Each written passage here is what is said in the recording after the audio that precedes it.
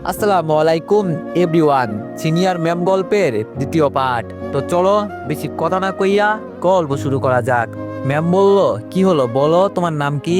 আমি বললাম, ম্যাম আমি এভাবে নাম বলতে চাই না। ম্যাম বলল, মানে?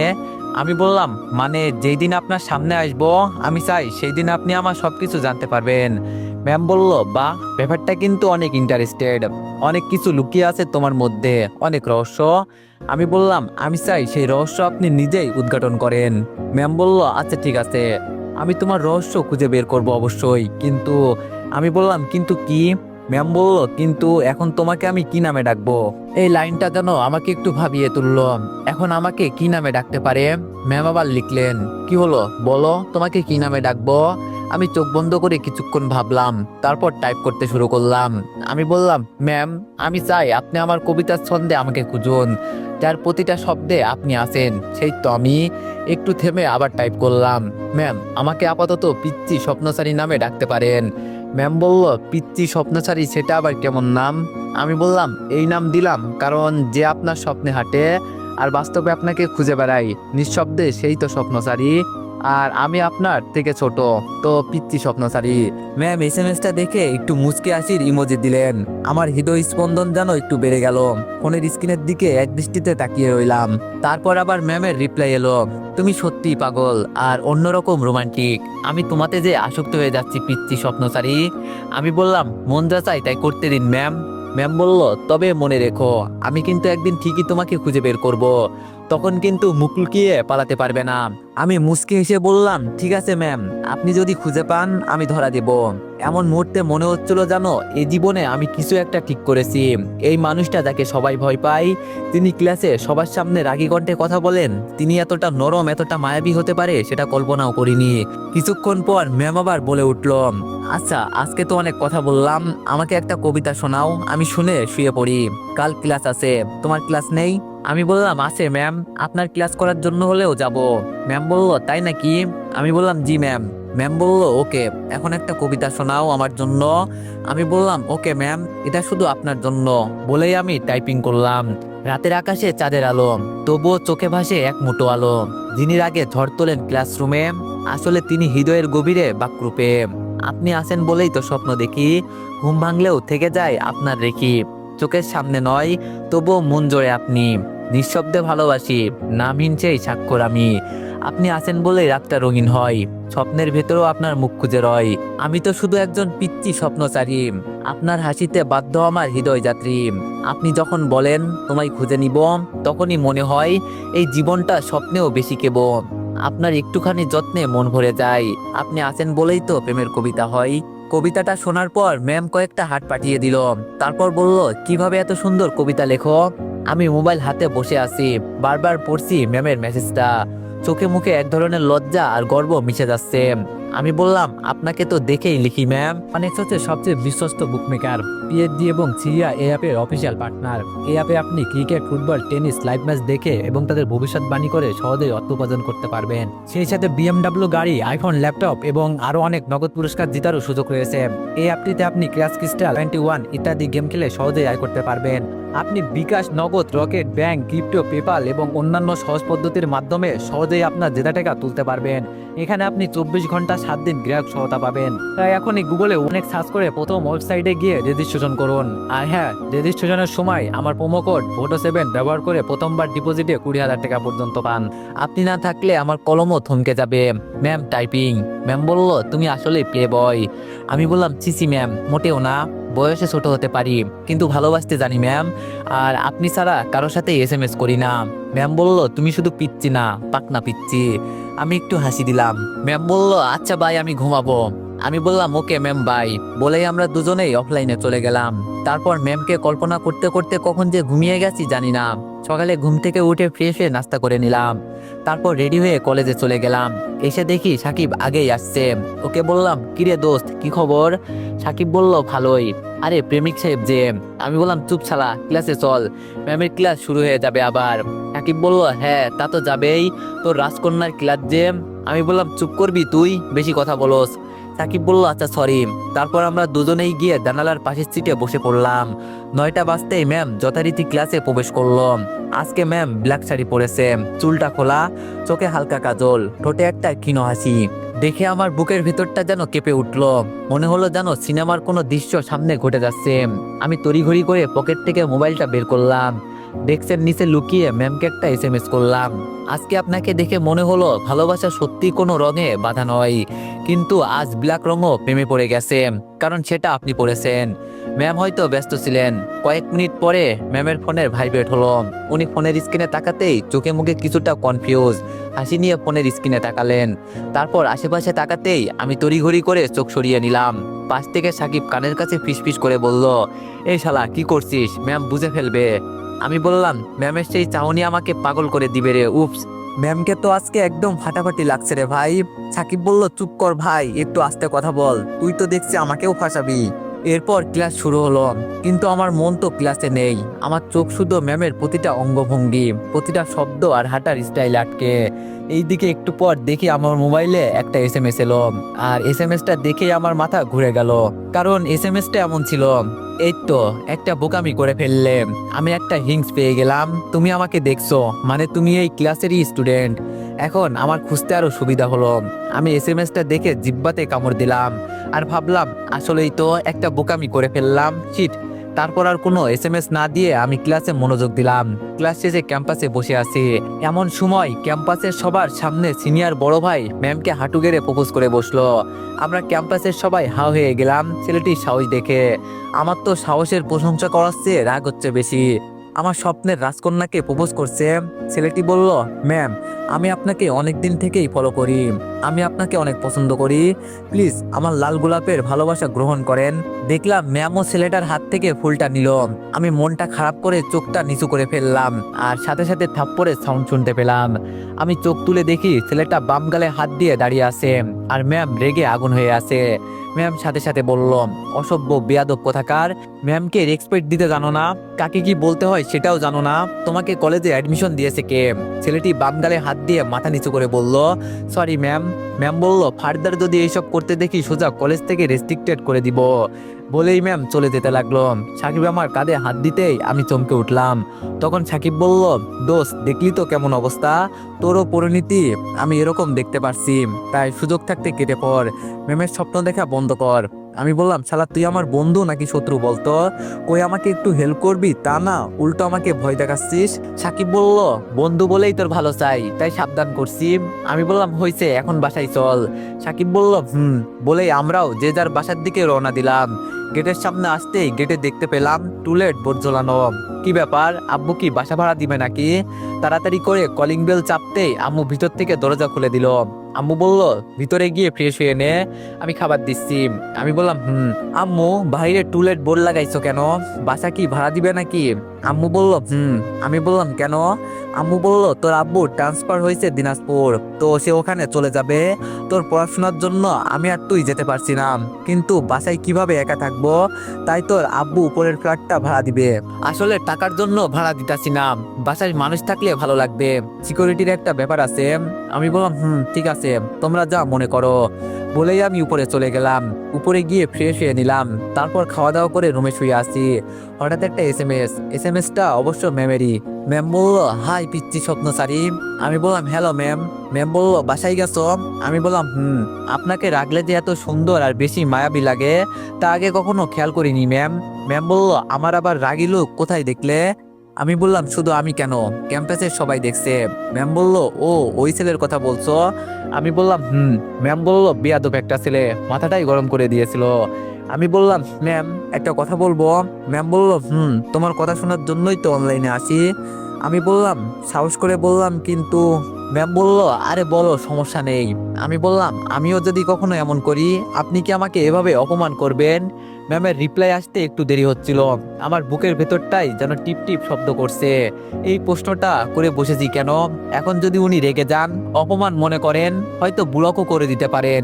কিছুক্ষণ পর রিপ্লাই এলো, আমি তোমাকে চিনি না এখনো, কিন্তু একটা ব্যাপার বুঝতে পারছি, তুমি ওই রকম না, তুমি কখনো আমার সম্মান ভাঙতে পারবে না, আর তুমি করলে সেটা হবে ভিন্ন, বুঝলে, অন্যরকম।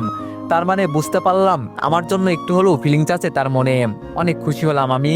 লুঙ্গি ডান্স দিতে ইচ্ছে করছে, কিন্তু নিজেকে কোনো রকম সামলিয়ে নিলাম।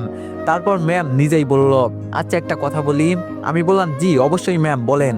ম্যাম বলল, আমরা কি কিছুক্ষণ ফোনে কথা বলতে পারি? তোমার পিক বা পরিচয় না দাও, কিন্তু ভয়েসটা তো শুনতে পারি। অনেক শুনতে ইচ্ছে করছে, প্লিজ। আমার বন্ধুরা বলেছিল ফোন কলে আমার ভয়েসটা নাকি অন্যরকম শোনায়, তাই আমিও কেন জানি না করতে পারলাম না, কারণ আমিও ম্যামের ভয়েসটা শুনতে ইচ্ছুক। তাই বললাম, আচ্ছা ঠিক আছে। ম্যাম বলল, নাম্বার দাও। আমি বললাম, নেন। ম্যাম 1 মিনিট পরেই ফোন দিল। আমি রিসিভ করতেই ম্যাম বলল, হ্যালো, আসসালামু আলাইকুম। কণ্ঠ শুনে আমি আবারও এক দফা ক্রাশ খেয়ে গেলাম। কণ্ঠ শুনে মনে হচ্ছে আমি পরীর রাজ্যে আছি। যে আমার সামনে গান গাচ্ছে। আমার চুপ করে থাকা দেখে সে আবার বলল, হ্যালো, আসসালামু আলাইকুম। আমি বললাম, জি ওয়ালাইকুম আসসালাম। ম্যাম বলল, কি ব্যাপার পিচ্ছি স্বপ্নচারী, তোতলাছো কেন? কণ্ঠ শুনে ক্রাশ খাইছো নাকি? আমি বললাম, এই রে যা, ম্যাডাম কেমনে জানলো? সত্যিই তো খাইছি। তারপর ম্যাম আবার বলল, কি হলো, কথা বলো না কেন? আমি বললাম, না এমনি। যাই হোক, আপনার কণ্ঠটা অনেক সুন্দর ম্যাম। ম্যাম বলল, কেন পিচ্ছি, ভালো লাগছে বুঝি? আমি বললাম, জি। ম্যাম বলল, যাক তবুও ভালো লাগলো, আর তোমার ভয়েসটাও কিউট আছে। আমি বললাম, থ্যাংক ইউ ম্যাম। তারপর আরো কিছুক্ষণ ম্যামের সাথে কথা বলে রেখে দিলাম। তারপর কখন যে ঘুমিয়ে পড়েছিলাম মনে নেই। ঘুম থেকে উঠে দেখি সন্ধ্যা হয়ে গেছে। তাই ফ্রেশ হয়ে একটু ছাদে গেলাম। সন্ধ্যায় লাইটের আলো সারা শহরকে জেগে রেখেছে। দেখতেই মনটা ভালো হয়ে গেল। অনেকক্ষণ ছাদে থাকার পর রুমে গেলাম। রাতে পড়াশোনা করে আর অনলাইনে যাইনি, তাড়াতাড়ি ঘুমিয়ে পড়েছিলাম। ফজরের আজান দিচ্ছে এমন সময় ফোনে মেসেজ আসলো। দেখি ম্যামের মেসেজ। ম্যাম বলল, ওই পিচ্ছি, ঘুম থেকে উঠে নামাজ আদায় করো। আমি অবাক হয়ে কিছুক্ষণ তাকিয়ে থাকলাম। আজকাল ম্যাম আমার প্রতি একটু বেশি কেয়ারিং, মনে হচ্ছে পছন্দ করে। যাই হোক, আমি খুশি হয়ে ভোরে ঘুম থেকে উঠে অজু করে এসে নামাজ আদায় করলাম। তারপর ঘুমানোর চেষ্টা করলাম, কিন্তু ঘুম কিছুতেই আসলো না। তাই বাইরে হাঁটাহাঁটি করতে গেলাম। বাসায় এসে দেখি আম্মু নাস্তা রেডি করছে। আম্মু আমাকে দেখে তো অবাক। যেই ছেলেকে 9টার আগে ডেকে ঘুম থেকে তোলা যায় না, সে আজ ভোর 6টায় উঠছে। আম্মু কাছে এসে মাথায় হাত দিয়ে বলল, কিরে, জ্বর হয়নি তোর? আমি বললাম, আম্মু কি বলছে এগুলো? আম্মু বলল, যেই ছেলেকে 9টার আগে ডেকেও ঘুম থেকে তোলা যায় না, সে ভোর 6টায় কিভাবে উঠলো? আমি বললাম, তুমি বুঝবে না, বলে আমার রুমে চলে গেলাম। এসে গোসল করে একেবারে কলেজের জন্য রেডি হলাম। তখন আম্মু আবার রুমে আসলো। আমি আম্মুকে দেখে বললাম, আম্মু কিছু বলবা? আম্মু বলল, হুম। আমি বললাম, বলো কি বলবা? আম্মু বলল, আজকে কলেজে যাস না। আমি বললাম, কেন আম্মু? আম্মু বলল, কালকে তোর নানুর মৃত্যুবার্ষিকী। আমি আর তোর আব্বু যেতে পারবো না কাজের চাপে।